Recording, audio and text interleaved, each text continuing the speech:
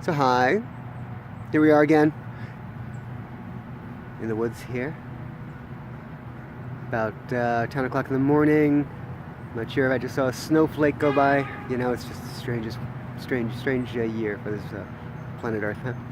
Weather-wise. But here we are. So, I'm going to give you today. I wanted to show you a little bit, show you the difference between the profound difference of how the viewscape here.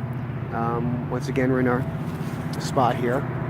Looking now, we have our tree that is going out this way. In the distance that you can't see is another tree pointing the same way. Great perspective, the whole thing. But it looks, well, this is what it looked like 4 months ago.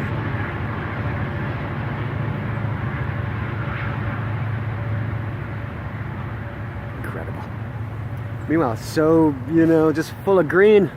It's so full that you don't even know that I couldn't even see the road behind it. That other tree in the distance, in the perspective. There's a road, maybe 10 feet behind it, which is clearly seen.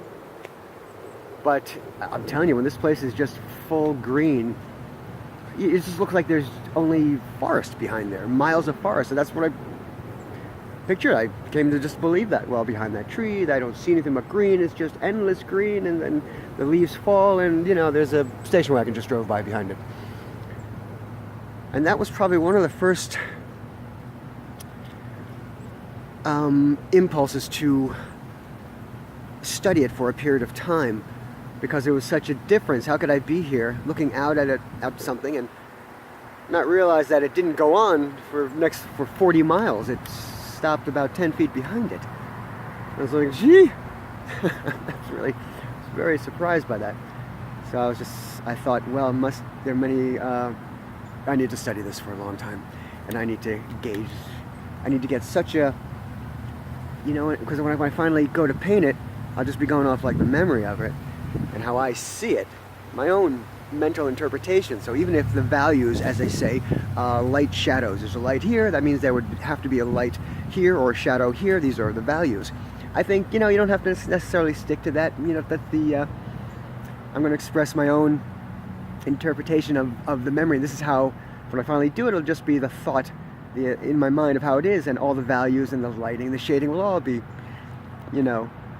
completely off the mark, yet representative of, someone's idea of what, the woods are like and what they look like.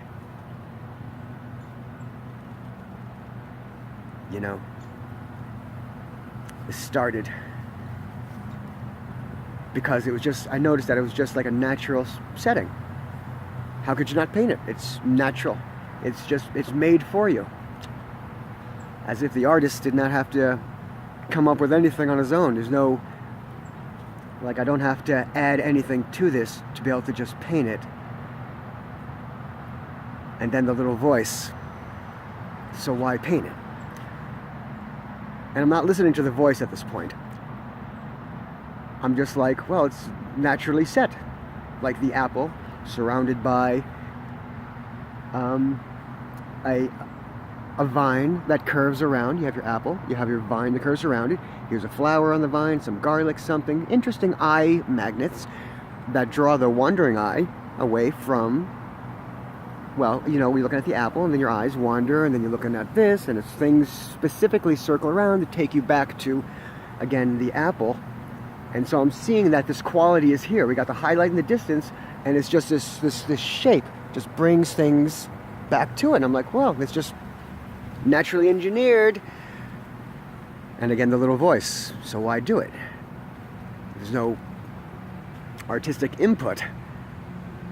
So I was like, okay, fine. I'm not listening to the voice, but, well, something, we can make it even more. Fine. If that's not good enough to myself, then I'll make it so that the wind in the distance is blowing leaves less and less and less and less and less until it gets here, and none of the leaves are blowing. So now we've incorporated not just our scene, but action. This is a painting of an oncoming breeze, as represented by the gust in the distance and nothing here. It's coming in this direction.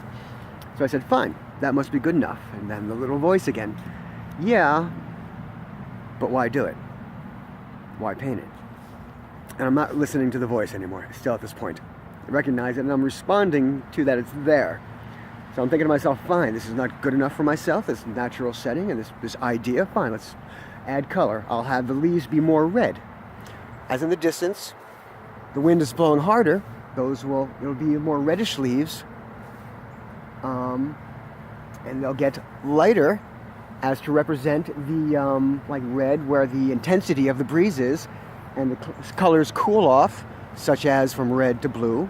The temperature of the color would be red is hot and blue cool, and then the leaves would come down to a nice cool deep green. So there, now we have the natural setting, right? We have the idea of the action coming this way, and colors representing the action. And still the voice. Why do it? Why paint it? Okay. So finally I address the voice. And I'm like, okay, why am I saying why? Because I'm a firm believer that you can't redraw the lines. Once you draw the lines that say what something is, to try and embolden them, draw it over the second time, changes it entirely. You can draw an eyeball and then you just embolden the lines again, and yeah, it still looks like the eyeball, but it's not the same thing. It's when the lines first represent what it is, and that's a golden moment.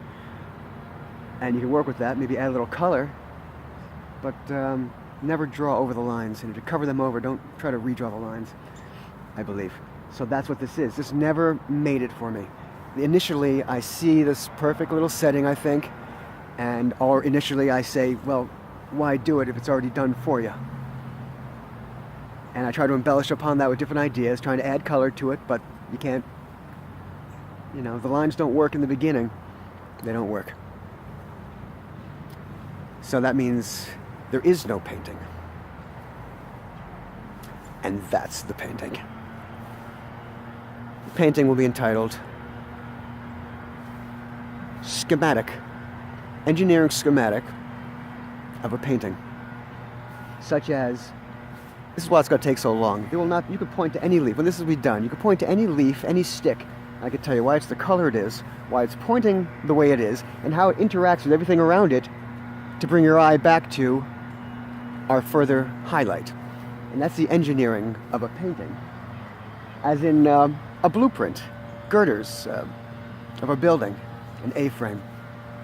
Because it's already done and it didn't require any of my own creative anything, there is no art. I could paint it, but there wouldn't be any art on the canvas, I think, because I didn't come up with anything.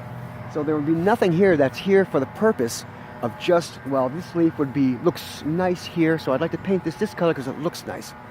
Nope. Every leaf will be pointing in a certain way. Every stick will be pointing in a certain way to either catch your eye, a flower, or something that's meant to, once you're looking at the highlight in the distance, your eyes wander, there's going to be flowers and lovely things. I'm already, in fact, at the end of this video, I'll show you some of the studies that I'm doing. Studies, talking about just actually learned, where you're trying to work out and engineer the painting. And that's why there's also another reason it's going to take a year of studying. So I still got to work this out.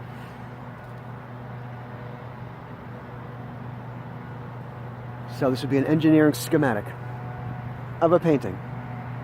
Except all you'd have to do is add in your own creativity a bit.